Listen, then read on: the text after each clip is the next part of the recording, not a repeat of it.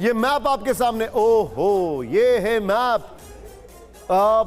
वो एक ऐड आता था यूनाइटेड कलर्स ऑफ बेनेटन, आज दिखाई दे रहा है only colours of BJP on the left side. यानी लेफ्ट साइड की अगर मैं बात करूं, न्यू दिल्ली के इस तरफ, west Delhi, north west Delhi, north Delhi, south west Delhi, हर तरफ बीजेपी दिखाई दे रहा है।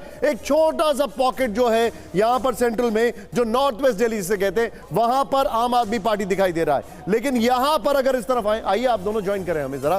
बिल्कुल निशांत, यहां पर साफ तौर पर यह देखा जा सकता है कि बीजेपी का जो सैफरन कलर है वो दिल्ली पर किस तरह से हावी होता हुआ नजर आ रहा है।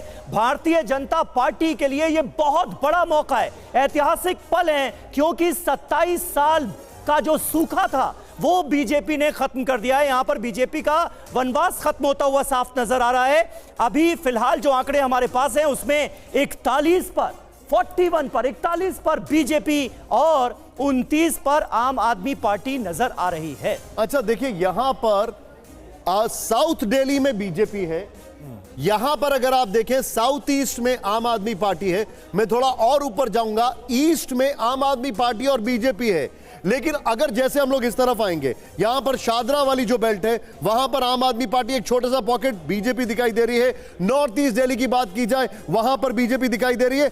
सेंट्रल में जो सेंट्रल इलाका है वहां पर आम आदमी पार्टी दिखाई दे रही है। अगर आप और ऊपर जाए, देखिए यमुना के इस तरफ की अगर बात की जाए तो बीजेपी के गेन्स बहुत ज्यादा हैं। यानी यमुना वाला जो मुद्दा है वो इस वाले पार्ट को ज्यादा टच कर गया, ये होता हुआ दिखाई दे रहा है। लेकिन सेंट्रल दिल्ली में अभी भी आम आदमी पार्टी दिखाई दे रही है। सेंट्रल दिल्ली में बहुत बड़ा वर्कफोर्स होता है जो गवर्नमेंट ऑफिशियल्स का होता है।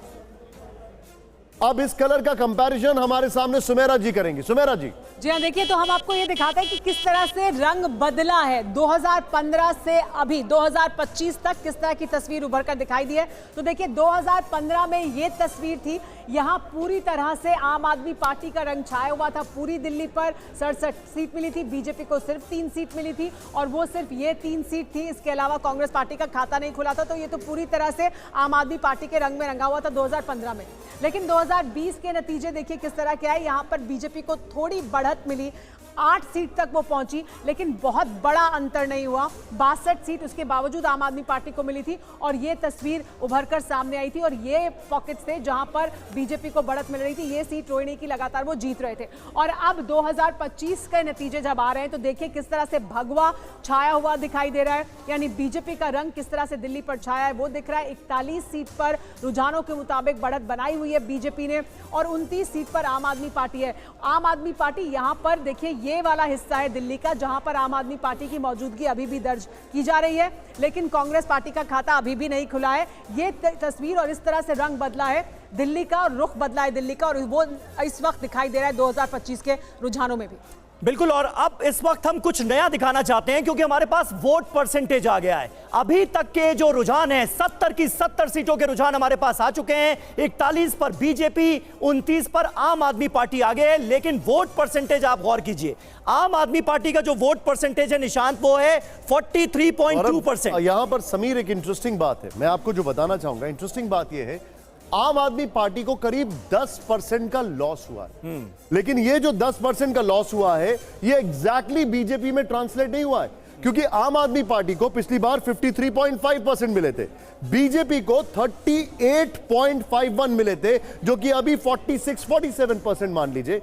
लेकिन यहां पर जो गेन हुआ है कांग्रेस को 4.2-4.3% जो गेन था वो 6.9 में हो गया। ये इंटरेस्टिंग है और ये कहां जा रहा है ये मुझे जानना जरूरी है। बिल्कुल, और यहां पर विश्लेषण का एक पॉइंट हमें यह भी मिलता है कि क्या कांग्रेस पार्टी ने आम आदमी पार्टी के वोट बैंक में सेंध लगाई है। ये एक अहम टॉकिंग पॉइंट है, इस पर आगे हम बात करेंगे निशांत। लेकिन कुछ और उससे पहले अहम जानकारी, नरेला, बादली, रिठाला, ये देखिए नरेला का पहले जिक्र करते हैं। 2015 में आम आदमी पार्टी के कैंडिडेट यहां से जीते, 2020 में भी आम आदमी पार्टी के कैंडिडेट जीते, लेकिन इस साल बड़ा उलटफेर हो गया। यहां पर भारतीय जनता पार्टी के कैंडिडेट आगे चल रहे हैं।